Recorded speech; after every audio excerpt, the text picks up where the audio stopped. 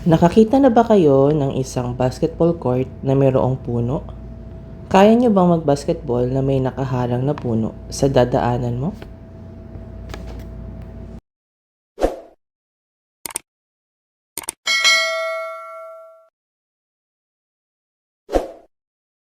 Nag-viral sa Facebook post ni Bogart the Explorer ang basketball court na mayroong puno na makopa.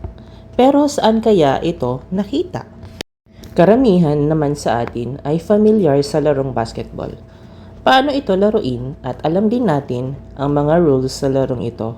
Pero bakit sa isang school dito sa Plaza del Carmen, Quiapo, Manila, nakatapat ng San Sebastian College ay mayroong basketball court na may puno sa gilid ng basketball court?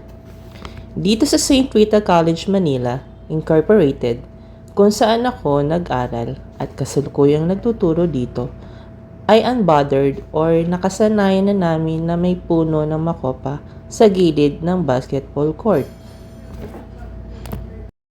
Ito lang siguro ang mga maaaring kadahilanan.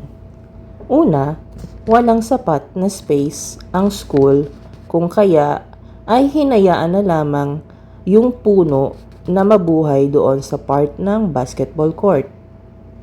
Pangalawa, napaka-importante sa mga AR sisters ang puno ng makopa or other name is tambis dahil ang kanilang foundresses na sina Mother Junicia at Mother Cecilia Rosa Talangpas ang mismong nagtanim, nag-alaga, nagpalaki ng puno ng makopa o tambis malapit sa basketball court.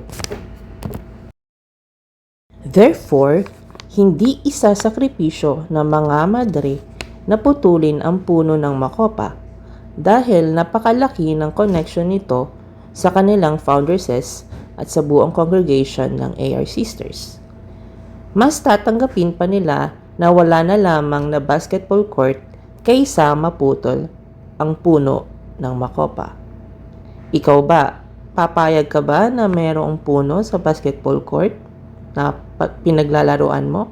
Or hahayaan mo na lamang na mayroong puno sa basketball court? So gusto ko malaman ang inyong opinion regarding this issue. I-comment nyo na lamang sa comment section.